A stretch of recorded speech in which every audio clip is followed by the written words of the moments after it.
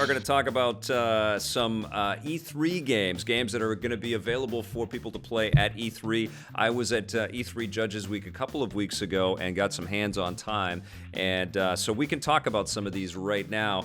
We're going to talk about Days Gone for the PlayStation 4. This is from Sony Bend. It comes out in February of 2019, and this is the zombie apocalypse is upon us, and there's hordes of zombies, kind of like 28 Days Later. They move, or the other zombie one, the Brad Pitt one, what was that one? What is it? World War Z, yes, which had an interesting aesthetic, not a great movie, but the idea of tons and tons of zombies chasing after our hero is pretty damn cool. Sam Witwer is the actor that embodies this character, who is a motorcycle gang guy, and he's also got a pretty hot ride that he has to take care of. The motorcycle factors big time into the mechanics of the gameplay, and I actually had a good time playing this game. I am looking forward to this thing. I love third-person action adventures that give me a nice world to explore and some puzzles to solve and some mysteries and some battling. Those hook me. You know, that's the thing that I naturally gravitate towards first for fun. So I did get that. You know, there were some slowdown issues in the code that I got, but they pushed back the release date, I think, a little bit. I mean, Sony is not being gun shy that they're investing in this thing until it's good. And Sony Bend, this is an important title for them. They've been traditionally known as a kind of a more of a handheld developer, but they make console quality games for handheld. And this is Sony, like the Uncharted Golden Abyss game, which is excellent, and they worked on some Siphon Filter games, which were also superb. So they have it in them to make something really, really cool. My big dilemma with this game is that it's not connected in any way to The Last of Us, as far as I know, and that just seems like a massive missed opportunity to me because, you know, clearly Sony has got this burgeoning universe with The Last of Us, and we've got these creatures, but it's not. They're zombies. Zombies, and I forget what the Last of Us creatures are called. They're not the exact same thing. Anyways, I had a good time with Days Gone. The extra time will serve the game well.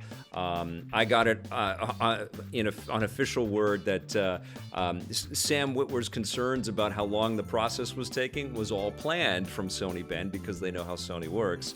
And so they are taking their sweet time and they're going to make us a good game. And I did enjoy that quite a bit, and I know that the frame rate will increase, and I know that it'll look great on the PlayStation 4 Pro, so I can't wait for that game. Another game I can't wait for PlayStation 4, which blew me away, is Dreams. This is Media Molecule's game, which has been very esoteric, very difficult to describe. Every time I've seen B-roll of it, I'm like, what is this thing?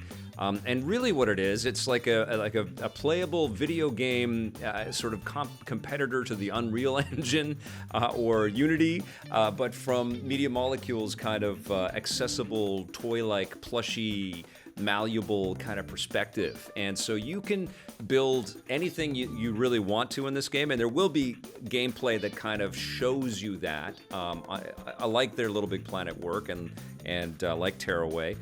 It will kind of show you some of the routines and some of the customizable options that are available to you as you progress through the story within the gameplay. But that's just where the game starts. This is really about play, create, share.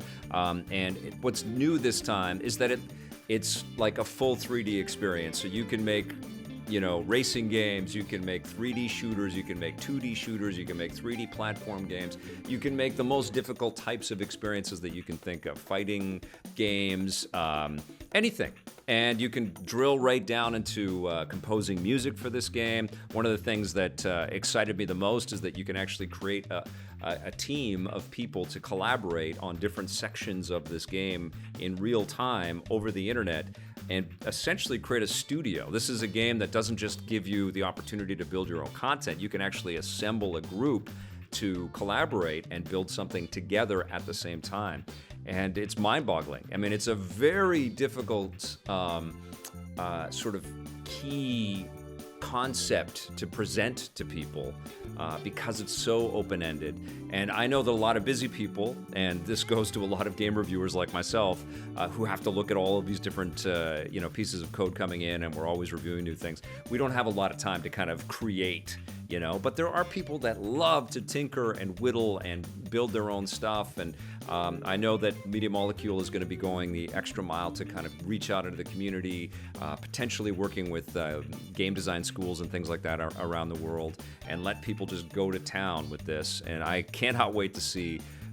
I firmly believe that as far as a game engine within a video game goes, because there are other things like RPG Maker and stuff that are also, very robust, but they don't come kind of out of the box with all of these playable elements. This is going to be the most accessible and likely the most free-form and customizable game engine, game-making thing that has ever been published. And you could put that on the box right there, Sony and Media Molecule. But I am psyched for Dreams, and I'm so happy for Media Molecule that the light is at the end of the tunnel, because I know that this has been a hard one. This is such a complex project, and they're not squandering this opportunity. They're going to build us something special. Can't wait for Dreams. I had a very, very good time and a great demo with those folks. Another thing that surprised me very much was a game called Indivisible, and this is a game that's been in development for a while from the team that brought us Skullgirls. It was crowdfunded, I think, way back in 2015, and now it's being published by 505 Games. And I think just today the founder pack was revealed, or people that invested in the game way back when. They're getting content today, and they're going to be doing more of a reveal of this title at E3. It kind of fuses a JRPG mechanic with a Metroidvania mechanic, and it does it in an elegant way. So that means that when you get into these battles that are randomly kind of populated as you move from screen to screen, just like in Castlevania and Metroid games, it then flashes out to a JRPG turn-based kind of combat system, and you create a team, and there's characters that you meet along the way that you can interchange with other characters that you continue to meet as you progress, and they all have abilities and skill trees and things like that. And you can effectively create the super team that you want, and you get into these awesome battles, and it's made with such a high degree of charm, and it just looked great on the screen. I was really taken aback that I can't remember a game quite like this, where somebody took these two tried and true genres or sort of mechanics within two-dimensional gameplay and fused them together into something really quite accessible and fun and deep, and also kind of crafted with a real tip of the hat and an homage to lots of classic games that have come before. Indivisible looked like hella fun. I got some good time with it. I didn't want to put the controller down. I can't wait to get the final. They actually offered me, 505 said, do you want this early pack? And I'm like, I have so many games to review at E3 coming up. I know I won't have time to look at this thing as early code, but I can't wait for the finish. That was a really nice surprise. I guess most of these games that I'm going to talk about today are things that I'm psyched for. The next one is a game called Praey For The Gods, which was Prey for the Gods, but then ZeniMax and Bethesda said, no, we've got a franchise called Prey. You might have heard about it. So they made them change it to Praey, so like the Old English style of Prey. And this is a love letter to The Legend of Zelda Breath of the Wild and Shadow of the Colossus, and it's made by 3 people. And I played the demo of this thing, and it's, not as elegant and perfect as those sort of core games that they gladly espouse that they took influence from, and they say, well, those are amazing games that are influencing developers all over the place, and yes, these things influenced us, and we hope people like it. And the audacity to build this in Unity with this very tiny team, and it is so epic and big. And it was fun. It was cool. You have to kind of search for your route to find the giant monster, and there's a bit of adventuring, and there's a bit of exploration and finding treasures and things like that will benefit you in your battle against these giant creatures. It was gorgeous, and the music was really cool, and it's been taking a long time to build. I think they revealed it a couple of years ago, but they're looking at the finish line. I think it will probably launch next year, but I had a good time playing this. The guys behind it are extremely happy with the response, and they're extremely proud of where they're at so far, and it was just infectious. It was nice to hear from these guys, and they're vets. Obviously, these are not like neophyte designers. These are people that have worked on some big AAA games, and they said, nope, we're going to go off and just build our own dream, our own thing. And one of the things that they did say is that not many people are tackling games of this scale, mostly because they're scared away of the comparisons. But it took us a long time to get Shadow of the Colossus in its best form, which is the most recent remastered game. And there haven't been many giant battling experiences out there, so I applaud their audacity to go ahead and say, look, we can make a giant battling game that has kind of a fantasy core, and is also a tip of the hat to Zelda. So good on them. Praey For The Gods will be out soon, and you should look for it. Indie game, probably won't cost you the full price, $80 or whatever the Shadow or Zelda costs you either, so there's another in the plus column. I got some great hands-on time with Kingdom Hearts 3, and I had a massive smile on my face when I played that game. I think I mentioned it a little bit on the rundown that I actually shot at the Square Enix event that they had on the Santa Monica Promenade. And it was great, man. It was really fun. It was really accessible. Some of the dialogue was a little quirky, and it felt sort of hampered by some of the translation or something like that. It just didn't feel authentically Buzz and Woody. They have a huge emphasis on Toy Story and Pixar. Because clearly there's a lot of new Pixar stuff that's coming soon.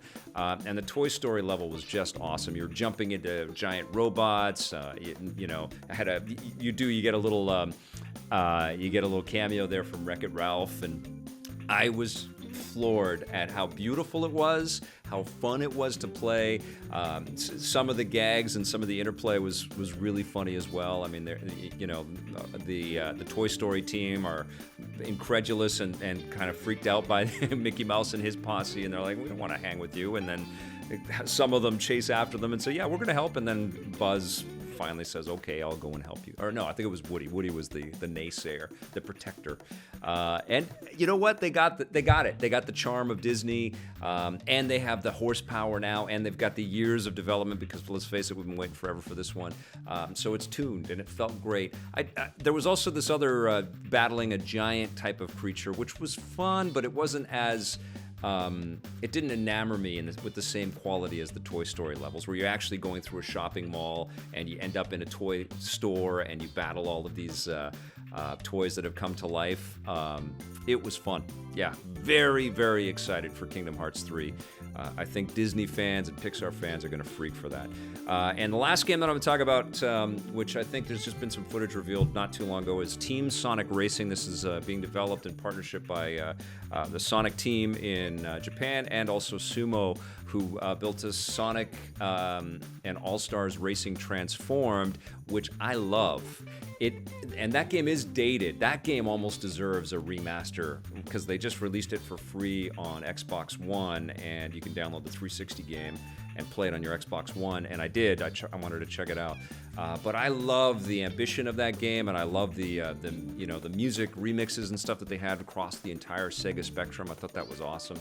And this game was kind of a thin demo. We got to kind of race around, and the emphasis this time is on creating a team and kind of sharing the workload to come in first place. And it isn't so much a singular thing. You're trying to help your teammates, and your teammates can make a huge difference in how you perform. You're also collecting these wisps, which are from one of the Sonic games, one of the 3D Sonic, maybe Sonic Colors or something. You're collecting the wisps, and the wisps can affect the way that you're racing and the abilities that you have. It felt, precise. It felt like the racing was solid there, but I didn't get that charm blast that I got from the Racing Transformed game, and I wasn't like, oh, look, your vehicle's changing into all these different types of, flying craft and then watercraft and all this. It was strictly on the road, lots of holding the sort of slide button to boost kind of thing, the power drift button, and trying to get ahead and trying to keep your teammates there beside you. It played all right, but I want to see a lot more before I'm super hyped. I thought it was honestly not the best. And it's interesting because they revealed it not too long ago, and their reveal was very vague. And so this was the first time that they showed it to us, and it was hands-on, and it was it was fun, but I raced it a couple of times. I'm like, okay, that I played a million card games, and there was nothing in there that just blew my mind yet. Maybe we'll have more to see and more to play. I'm actually going to be talking with people from the team at E3, so I'll try to find out some more information.